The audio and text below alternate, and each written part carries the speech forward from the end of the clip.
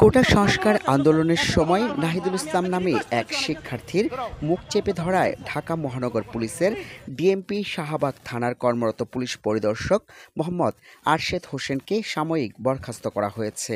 সোমবার ১৯ August DMP commissioner Mohammad Mainul হাসানের স্বাক্ষর করা এক অফিস আদেশে তাকে বরখাস্ত করা হয়।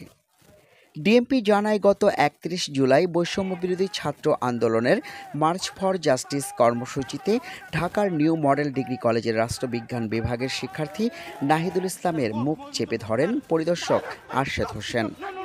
তার এমন অপেশাদার কর্মকাণ্ডের ফলে পুলিশের কার্যক্রম নিয়ে জনগণের বিরূপ ধারণা সৃষ্টিসহ পুলিশের ভাবমূর্তি ক্ষুণ্ণ হয়েছে, যার প্রেক্ষিতে তাকে বরখাস্ত করা হয়।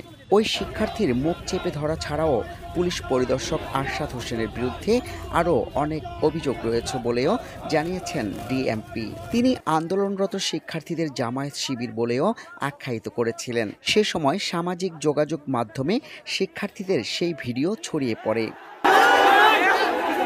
আরশেদ হোসেন আকাশ মুন্সিগঞ্জের সিরাজদিখান উপজেলার লতুবদী ইউনিয়নের বাসিন্দা।